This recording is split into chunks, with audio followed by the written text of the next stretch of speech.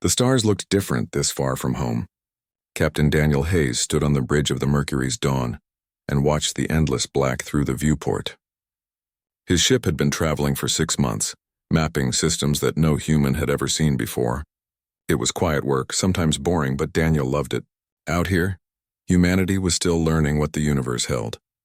Lieutenant Karen Walsh sat at her station, monitoring communication frequencies like she did every day. Most days she heard nothing but cosmic static.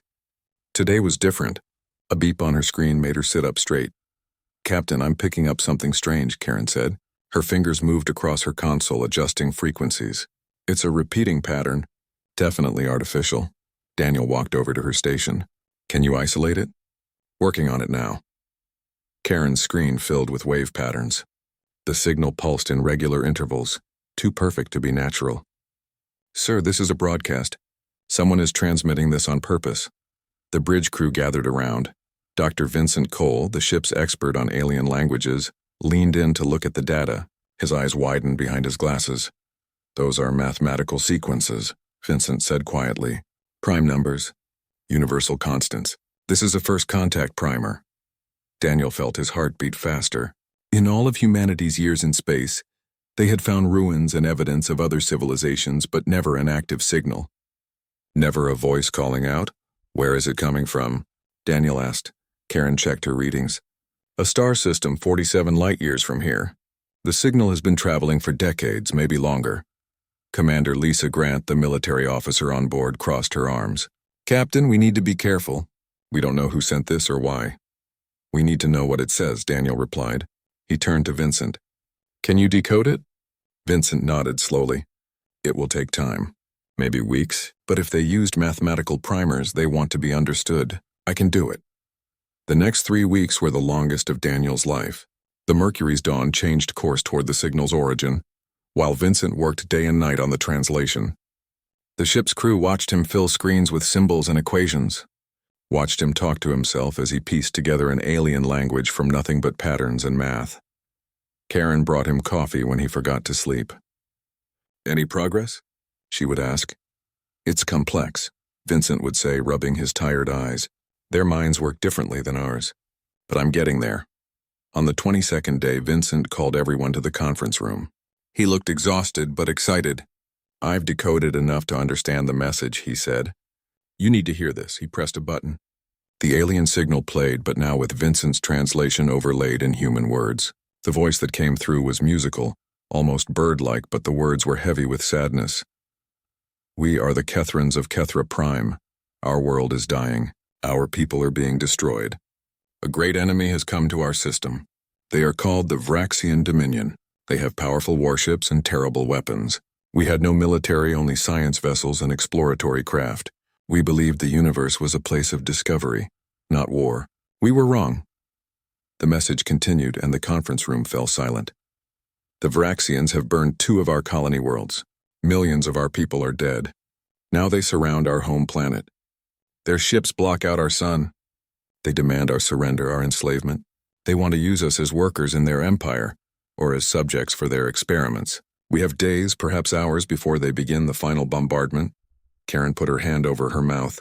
Lisa's face was hard, unreadable. The alien voice went on. "We send this message to anyone who might hear it. We do not know if other civilizations exist. We do not know if anyone will care about our fate, but we must try. We have children here. We have families. We have built a civilization of art and science over 10,000 years. All of that will end if no one comes." There was a pause in the message, then the final words came through. "We are not warriors. We never learned to fight. We spent our time studying the stars, writing music, creating beauty. Now we pay the price for our peace. If there is mercy among the stars, if there is anyone who believes that strength should protect the weak rather than prey upon them, please hear us. We are the Kethrans of Kethra Prime, and we are dying. This is our final call into the darkness," the message ended. For a long moment, no one spoke. "How old is this signal?" Daniel asked quietly. Vincent checked his data. "Based on the distance and propagation, it was sent about 48 years ago. But we don't know if they survived or if the Vraxians destroyed them. We don't know anything about their current situation. We're talking about intervening in an alien war," Lisa said carefully. "That's not our mission. We're explorers, not soldiers. Earth Command has strict rules about this kind of situation. They also have rules about responding to distress calls, Karen said. She looked at Daniel. Sir, if there's even a chance they're still alive and fighting, we have to tell Earth. Daniel stood and walked to the viewport. He thought about the voice in that message. He thought about children who might never see tomorrow. He thought about a species that chose beauty over weapons and was being punished for it. Vincent, can you clean up this translation? Make it perfect? Daniel asked. Yes, Captain. Do it. Karen. Prepare a data package with the original signal, the translation, and our location data. Lisa, draft a tactical assessment of what we know about this Vraxian Dominion. Captain, what are you planning? Lisa asked. Daniel turned to face his crew. We're sending all of this to Earth Command with my personal recommendation for immediate military intervention. Those people asked for mercy from the stars. If humanity doesn't answer that call, what does that say about us? It says we're smart enough not to get involved in alien wars, Lisa said, but her voice lacked conviction. It says we're cowards, Karen replied. It says we heard someone crying for help and did nothing. Daniel made his decision. Prepare the transmission. Send it to Earth on priority channels. Mark it urgent, then plot a course for the Catherine system. Even if we can only observe and report, I want to know what happened to them. The crew moved to their tasks. Daniel stayed at the viewport looking at the stars. Somewhere out there, one species was dying while another destroyed them. And humanity, young and small in this vast galaxy, had to decide what kind of species they wanted to be. The message went out into space, traveling faster than light toward Earth. In days it would reach the homeworld. In days humanity would have to choose. Daniel just hoped they would choose right, and he hoped that if anyone in the Catherine system was still alive, they could hold on just a little longer. Help was coming. Maybe. The Galactic Assembly Station hung in space like a massive wheel of glass and metal. Ships from hundreds of different worlds docked there every day. Ambassador Peter Larkin had seen many strange things since humanity joined the galactic community 5 years ago, but he never got used to the diversity. Aliens of every shape and size walked the corridors, speaking thousands of languages, conducting business far from their homes. Today, Peter carried a message that could change everything. He entered the assembly chamber, a vast circular room where representatives from 300 species gathered. Some sat in chairs, others floated in zero gravity, and some existed as energy beings in special containment fields. At the center of the room, Supreme Mediator Quintel presided over the session. The luminari looked like living crystal, beautiful and ancient. The assembly recognizes Ambassador Larkin of humanity, Quintel announced. Their voice rang like wind chimes. Peter walked to the speaker's platform. He carried a data device containing the Catherine distress signal.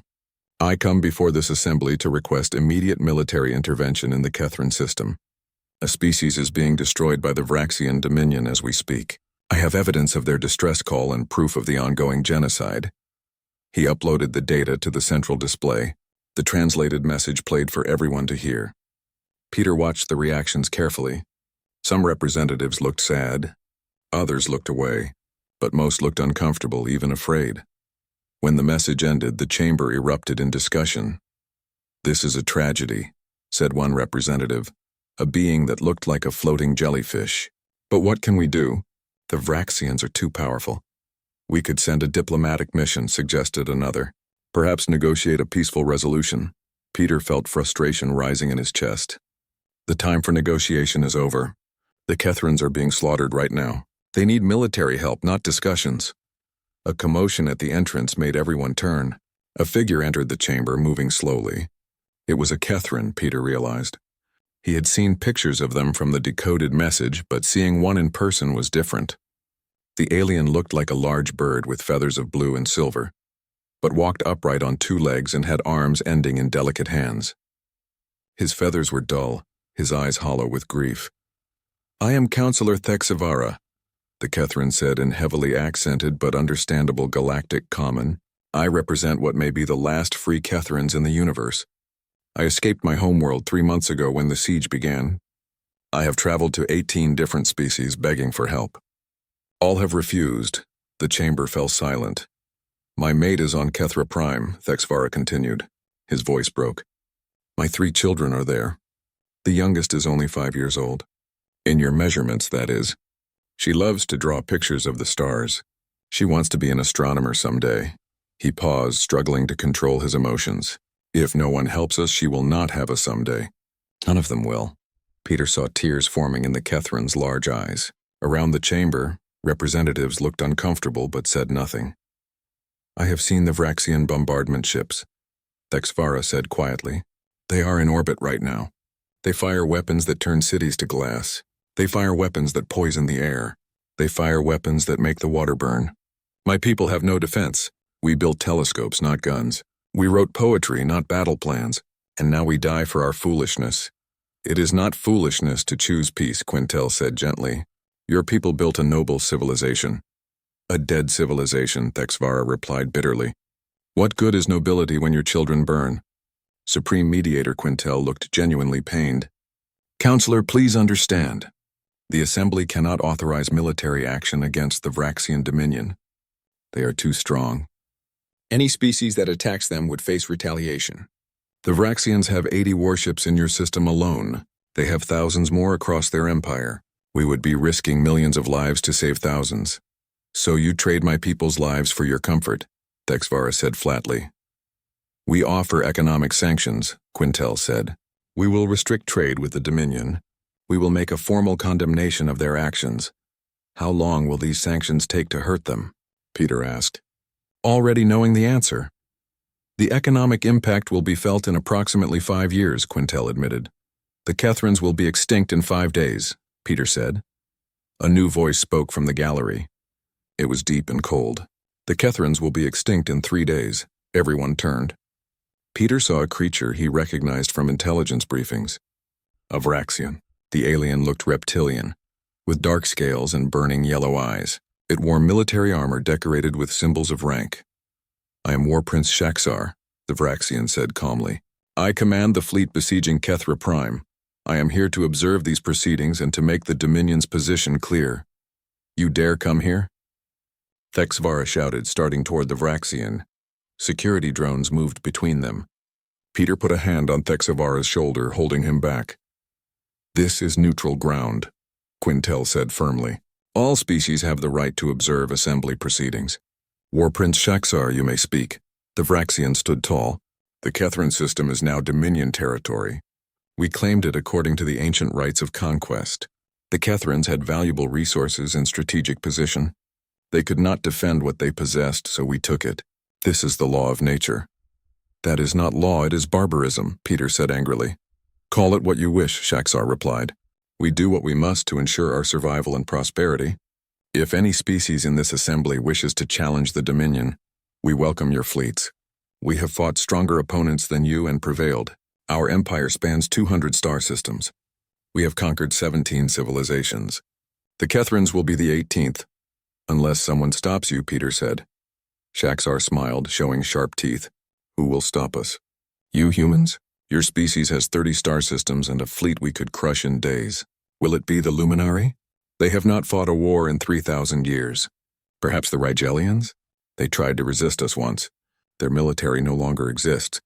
He looked around the chamber. No one will stop us because no one can afford to. You have all grown soft in your peace. You have forgotten how to fight, forgotten how to sacrifice. You sit in this chamber and debate while we act. That is why we rule, and you merely exist. The chamber erupted in angry voices, but Peter noticed that no one challenged the Vraxians' claims. No one volunteered their military. The anger was hollow. Shaxar turned to leave. The bombardment of Kethra Prime begins in 72 hours. After that, there will be no more Kethrin problem. The assembly may return to its comfortable discussions. He left the chamber. Peter looked at Thexvara. The Kethrin was trembling, feathers flat against his body in despair. This is how the galaxy works? Thexvara whispered. The strong devour the weak and everyone watches? Not everyone, Peter said quietly. He pulled out his communication device and sent an encrypted message to Earth. The message was simple. The Assembly will not act. Requesting authorization for independent intervention. The situation is urgent. Lives are at stake. Please advise. Peter looked at the representatives around him. They were already moving on to other business, talking about trade agreements and resource sharing. The Catherine crisis was forgotten, too uncomfortable to dwell on. That night, Peter sat alone in his quarters, waiting for Earth's response. He thought about humanity's history, about all the times in their past when people stood by while others suffered. He thought about the times when someone finally said enough and acted. He wondered which kind of moment this would be. 3 days. That was all the time left. 3 days for humanity to decide what kind of species they wanted to be in this galaxy. The answer came the next morning. Peter read it 3 times to make sure he understood. Then he smiled. Earth had made its choice.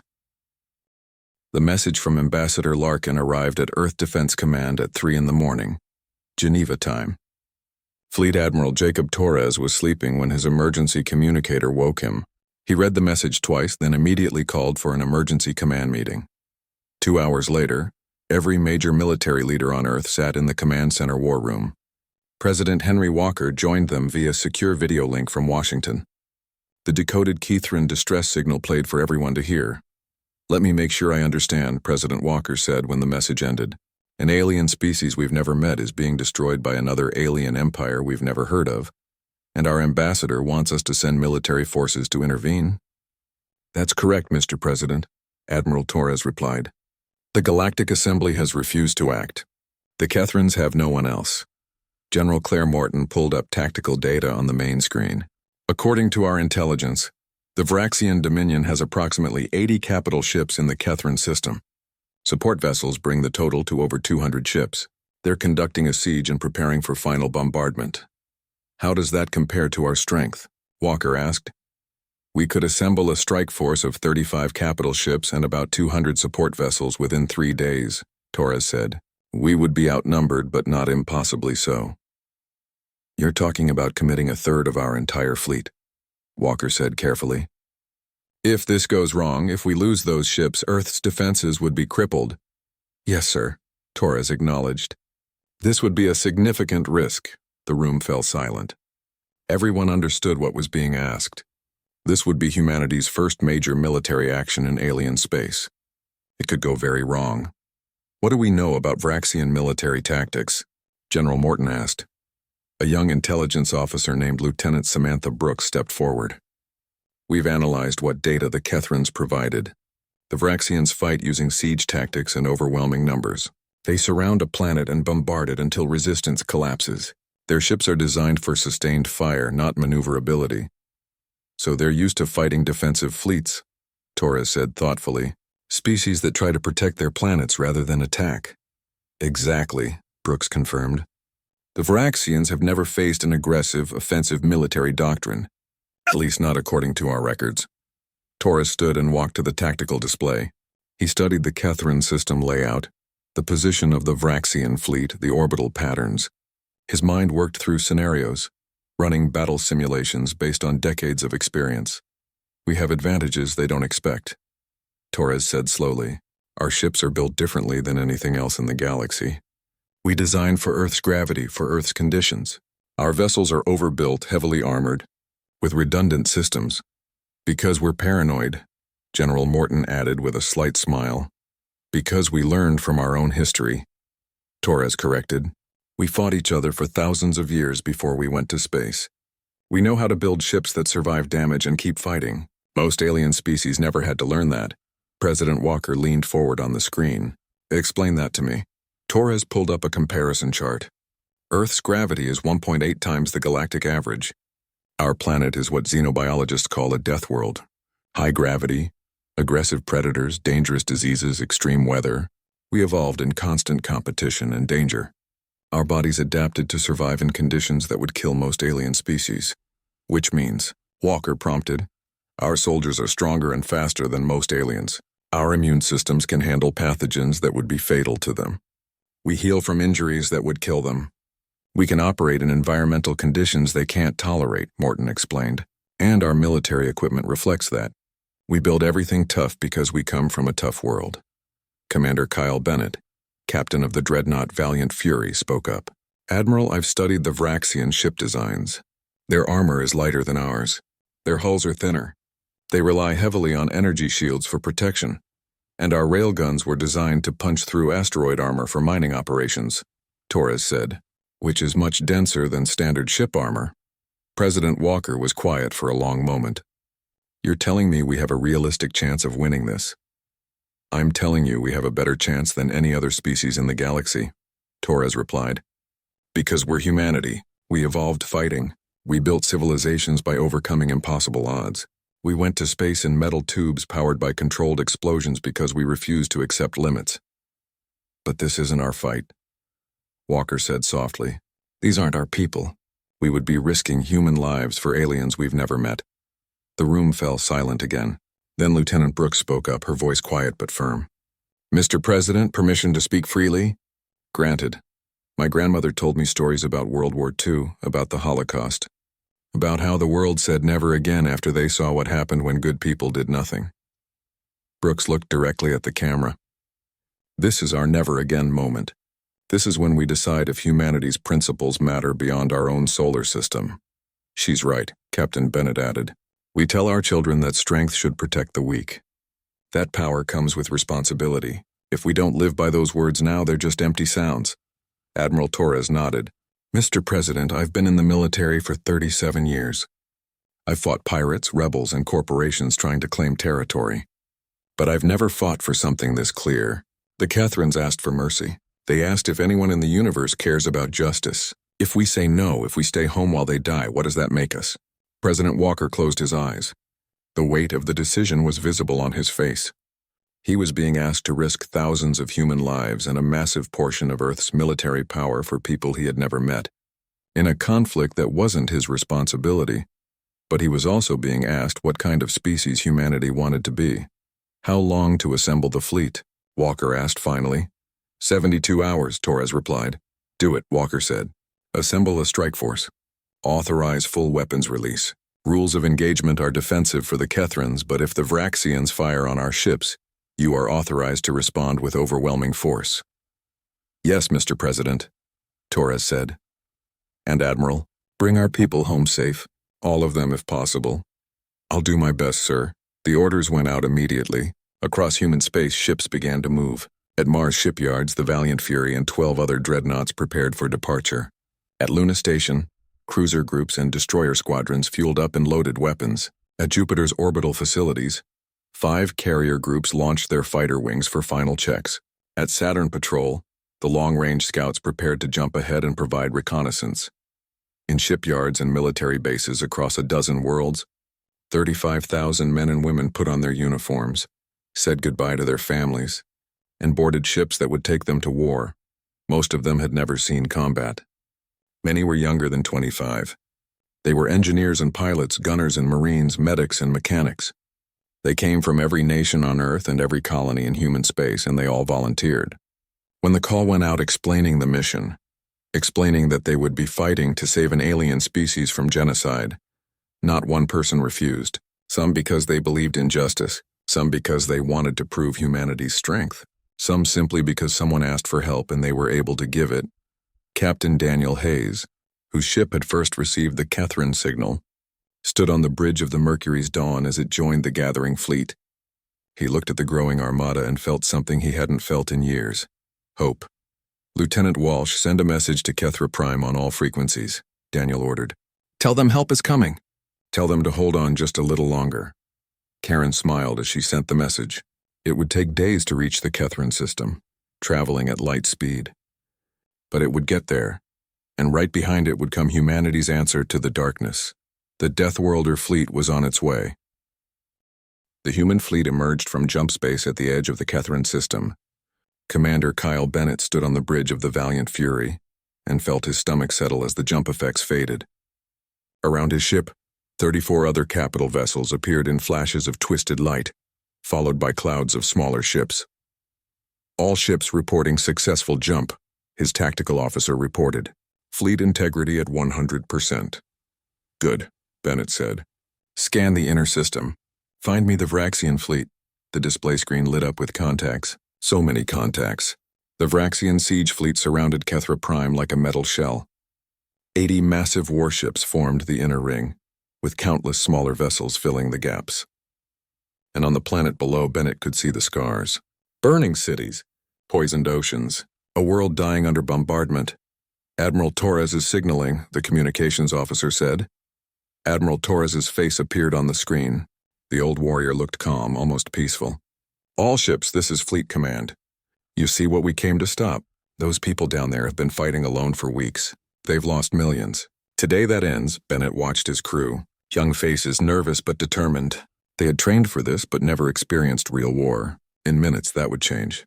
The Vraxians are hailing us, communications reported. Put it through, Torres ordered. A Vraxian face filled the screen. War Master Draxion looked annoyed more than concerned. Unknown vessels, you are trespassing in Dominion space. Identify yourselves and state your business. This is Fleet Admiral Torres of the United Earth Defense Fleet. The Kethrin system is under human protection as of now. Withdraw your forces immediately or we will remove them. Draxion actually laughed. You dare threaten the Dominion? I count 35 capital ships. I have 80. You are outnumbered and outgunned. Surrender now and I might let you leave. Negative. Torres replied simply. You have 1 hour to begin withdrawal. After that we will consider you hostile and engage. Then you will die like the Kethrins, Draxion snarled. The transmission ended. Torres's voice came over the fleet channel. All ships, battle stations. Formation Delta 7. Prepare for combat. The human fleet moved into attack formation. Unlike the Vraxian sphere around the planet, the human ships formed a spearhead, designed to punch through and break the enemy formation. Bennett checked his systems. Railguns charged. Missiles armed. Point defense online. Shields at maximum. All stations report ready, Captain, his executive officer said. Good, Bennett replied. He opened a ship-wide channel. This is the captain. In a few minutes, we're going into battle against an enemy that thinks we're weak. They think because we're outnumbered, we'll lose. They don't know that humans don't surrender. They don't know we built our ships to take punishment and keep fighting. They don't know that we're about to hit them harder than anyone has ever hit them before. He paused, looking at the camera. We're here because people needed help and no one else would come. We're here because it's right. So let's show this galaxy what humanity can do. All crew, this is your captain. Let's go to work. The hour passed. The Vraxian fleet moved to intercept, spreading out to surround the human formation. War Master Draxion was confident. He had done this before, overwhelming smaller fleets with superior numbers. Admiral Torres watched the Vraxians deploy and smiled coldly. All ships, maximum acceleration. Target their command ship. Fire when in range. The human fleet surged forward at speeds that shocked the Vraxians. Human engines built to fight Earth's gravity produced thrust that most alien ships couldn't match. The distance closed rapidly. Range in 30 seconds, weapons control reported. All railguns prepare to fire, Bennett ordered. His ship's massive weapons drew power from the reactor, magnetic coils charging to incredible force. Range, Tactical called. Fire, Bennett said calmly.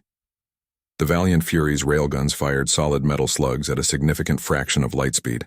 The projectiles crossed the distance in heartbeats and slammed into the nearest Vraxian cruiser. The alien ship's shields flared, overloaded, and collapsed.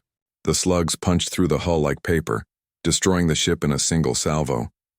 Across the fleet, human ships opened fire. Railgun rounds tore through Vraxian shields. Missiles, guided by sophisticated AI targeting systems, overwhelmed enemy point defense. In the first 30 seconds of combat, 12 Vraxian ships were destroyed or crippled. War Master Draxion stared at his displays in shock. How are they so powerful? Their weapons are primitive kinetic systems, his tactical officer reported. But the projectile velocity is far beyond expected parameters. Our shields weren't designed to stop this kind of impact. All ships return fire. Destroy them! The Vraxian fleet opened fire with energy weapons, missiles, and plasma torpedoes. The human ship's shields took the hits and held. When shields failed, the thick armor underneath absorbed damage that would have destroyed lighter vessels. Engineer Greg Palmer worked frantically in the Valiant Fury's damage control center as the ship shook from impacts. Hull breach on Deck 7, sealing bulkheads, rerouting power from secondary systems. Fire in the port missile bay, someone shouted. Vent it to space, Palmer ordered. Pump foam into the adjacent compartments. The ship shuddered as another Vraxian salvo hit home. Palmer's crew worked through the chaos, patching holes, rerouting systems, keeping the ship fighting. This was what human engineering was designed for, to survive and keep working when everything was falling apart. On the flight deck of the carrier Thunderhead, Lieutenant Samantha Brooks climbed into her fighter's cockpit. Around her, 300 other fighters launched into space, dodging fire and debris. "Thunder Squadron, form on me," Brooks called. "We're going after their cruisers." Her squadron of 12 fighters dove into the Vraxian formation. Human fighters were small, fast, and deadly. The Vraxians tried to track them, but couldn't match their maneuverability. Brooks locked onto a cruiser and fired her missiles, then pulled away as the warhead struck home, crippling the larger ship. "2 more cruisers on the left," her wingman called. "I see them," Brooks replied. "Thunder Squadron, attack pattern Gamma. Let's make this quick." The battle raged for 2 hours. The Vraxians had numbers, but the humans had speed, firepower, and ships that refused to die. Every time a Vraxian commander thought he had a human ship beaten, it would keep fighting with systems that shouldn't work and armor that shouldn't hold. Admiral Torres watched the tactical display and saw the moment the Vraxian formation began to crack. "All ships press the attack. Target their flagship." Commander Bennett saw the opportunity. "Helm, intercept course for the Vraxian flagship." "Maximum speed, sir. That will take us right through their formation," his helmsman said. "I know," Bennett replied. The Valiant Fury accelerated directly toward War Master Draxion's command ship, taking fire from every direction. The ship's armor glowed red from energy weapon impacts. Explosions rippled across the hull, but still it came on like a predator that couldn't be stopped. "Shields failing," Tactical reported. "Reroute all power to forward armor and weapons," Bennett ordered. "We only need to survive 30 more seconds. 20 seconds. The Vraxian flagship grew larger on the screen. 10 seconds. Draxion's ship was firing everything it had at the approaching human vessel. 5 seconds. "All weapons fire," Bennett shouted. The Valiant Fury fired every railgun, every missile, every weapon system it had at point-blank range directly into the Vraxian flagship. The combined impact overwhelmed shields and armor, tearing through the massive ship's structure. Secondary explosions ripped the flagship apart from the inside. "Ramming speed," Bennett ordered. "Sir?" his helmsman asked in shock. "Do it." The Valiant Fury slammed into the dying Vraxian flagship, its reinforced bow crushing through the alien ship's hull. The impact killed both vessels' forward momentum, leaving them locked together in space. "All Marines prepare for boarding action," Bennett ordered calmly. "Lieutenant Donovan, take your teams and secure their bridge. Find War Master Draxion." Lieutenant Chris Donovan and 300 Marines cut through the hull and poured into the Vraxian ship. Fighting in zero gravity and smoke and flames, the human soldiers moved through the corridors. The Vraxians fought back, but human soldiers, stronger, faster, trained in conditions the aliens couldn't imagine, overwhelmed them. Donovan found Draxion on the bridge, trying to activate the self-destruct. "Don't," Donovan said, aiming his weapon. Draxion turned, his face twisted with rage and disbelief. "You're from a Deathworld." "I should have known. Only Deathworlders fight like this." "Surrender your fleet," Donovan ordered. "Never," Donovan fired. Draxion fell. With their commander dead and their flagship destroyed, the Vraxian fleet broke. Ships began jumping away, retreating from the system.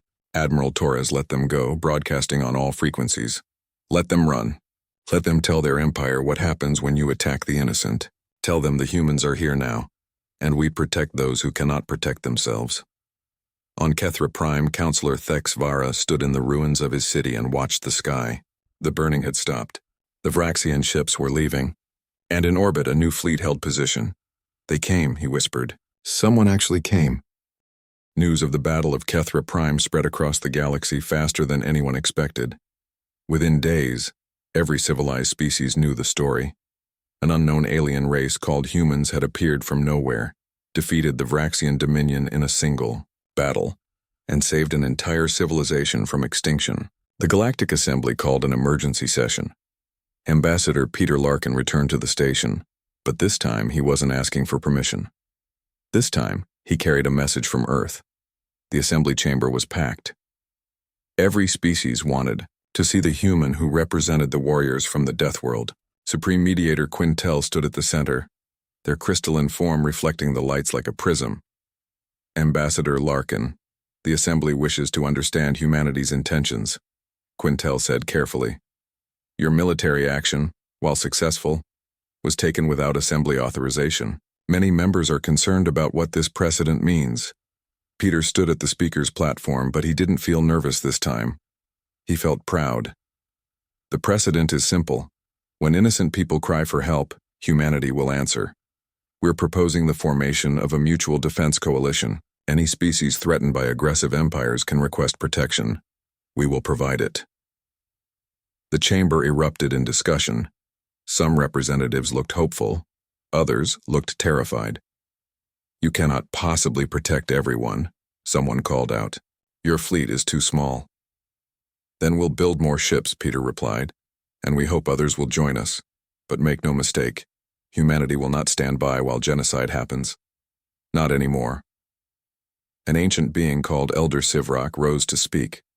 The Archon was thousands of years old, from a species that had watched empires rise and fall. This human speaks of something the galaxy has forgotten. There was a time when strength was used to protect rather than conquer, when warriors defended the weak instead of preying upon them. That time ended long ago. Perhaps it is time for it to return. The humans are dangerous, another representative argued. They come from a violent world. They will bring war wherever they go. We bring war to those who make war on the innocent, Peter corrected. The Vraxians started their aggression. We ended it. Any empire that lives by conquest should take note. Over the next weeks, the galaxy learned more about humanity. Scientists studied Earth and were horrified. The planet had gravity that would crush most species, diseases that would kill them in hours, weather that could destroy cities, predators that hunted in packs with intelligence and strategy. How did any species evolve there? One xenobiologist wondered aloud. By becoming tougher than everything trying to kill them, her colleague replied. But two empires decided to test humanity's resolve. The Krell supremacy attacked a human colony world, expecting easy victory. The Xanthar Collective tried to ambush a human supply convoy. Both learned the same lesson the Vraxians had learned. Human ships didn't break easily. Human soldiers didn't surrender. And humanity had a very long memory for those who attacked first. Both empires sued for peace after losing most of their military forces. The message spread: don't fight the Deathworlders unless you want to lose everything. On Kethra Prime, reconstruction had begun. Human engineers worked alongside Kethrans to rebuild the damaged cities. Medical teams treated the injured with medicines that seemed like miracles to the avian species. Food and supplies poured in from Earth and human colonies. Captain Daniel Hayes walked through the streets of the Kethran capital with Counselor Thexvara. The city was still scarred from battle, but life was returning. Children played in the streets, markets were opening, people were singing again. My youngest daughter asked about you, Thexvara said. She wanted to know why the humans came when no one else would. What did you tell her? Daniel asked. I told her that some species remember what it means to care for others, that strength has purpose beyond taking what you want. Thexvara stopped walking and looked at Daniel. My people studied the stars for beauty. We wrote poetry about the wonders of the universe. We were naive. We thought everyone shared our wonder. You weren't naive. You were hopeful, Daniel said. The universe needs more of that, not less. But hope didn't save us. Your guns did. Our guns protected your hope. There's a difference. Daniel looked up at the alien sky. Your people sent a signal asking for mercy. We heard it. We came. That's not violence. That's answering a prayer. At the construction site of a new memorial, workers were finishing a massive obelisk. Carved into the stone was the waveform of the Kethran distress signal. Next to it, in both Kethran and human writing, were simple words. Into darkness, we called. From light they came. Lieutenant Karen Walsh stood nearby with Lieutenant Samantha Brooks watching the work. Do you think we did the right thing? Karen asked. 417 people died in that battle. Brooks thought about the Kethran children playing in the streets, about the millions of lives saved. Ask those kids in 50 years when they have families of their own. Ask them if our people died for nothing. Back on Earth, Fleet Admiral Torres and President Walker stood in a memorial garden. 417 names were carved in black stone, every human who died at Kethra Prime. Fresh flowers lay at the base of the wall. 3 more species have requested membership in the Defense Coalition, Walker said quietly. Small ones, peaceful ones, all afraid of being the next target. We can protect them, Torres replied. It will stretch our resources, but we can do it. The military budget just increased by 40%. We're building 30 new capital ships and doubling fighter production. Walker sighed. Part of me wonders if we're becoming what we fought against. Are we building an empire? No, Torres said firmly. Empires conquer. We defend. Empires take. We give. There's a fundamental difference. As long as we remember that, we'll be fine. Across the galaxy, humanity's presence grew. Human ships patrolled, shipping lanes, stopping pirates and protecting trade. Human marines trained local defense forces, teaching them how to fight back against oppressors. Human diplomats negotiated peace treaties and trade agreements. Some species joined the defense coalition eagerly. Others watched nervously, unsure what humanity's rise meant for the future. The predatory empires that had ruled through fear found their power diminishing as smaller species gained protection. The Vraxian Dominion sued for peace. They agreed to release 3 enslaved species and pay reparations to the Kethrans. They had learned a lesson that would echo through their empire for generations. The humans were not prey. At a ceremony on Kethra Prime, the first joint human-Kethran vessel was launched. The ship was named Mercy's Answer, a direct reference to the distress signal that started everything. Captain Nicole Reed, a human, commanded the vessel with Thexavara's eldest daughter as her first officer. The mixed crew represented something new, species working together, learning from each other, building something better than either could build alone. Ambassador Joe gave the dedication speech. We didn't choose to be stronger. We didn't choose to come from a world that made us fighters. But we can choose what we do with that strength.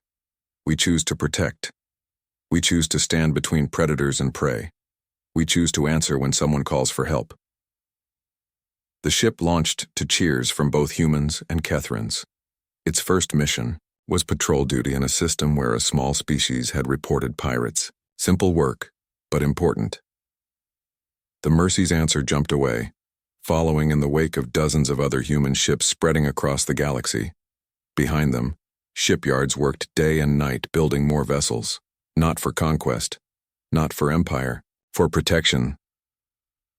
Far away on Earth, in a small apartment, a woman named Sarah Mills read a letter from her brother, engineer Greg Palmer. He wrote about repairing the Valiant Fury after the battle, about the Kethran children who came to see the human ships, about feeling like his work mattered. We're making a difference out here, Greg wrote. Not just surviving, but helping others survive. Isn't that what we're supposed to do? Sarah looked up at the night sky and thought about humanity spreading across the stars. Not as conquerors, not as exploiters, as protectors. The galaxy had changed. The signal had gone out into alien domains, asking for mercy, and from a small blue world at the edge of known space, the Deathworlder fleet had come. They came because someone asked for help. They came because it was right, and they would keep coming again and again for any species brave enough to send that signal into the darkness, because that's what humans did. They answered.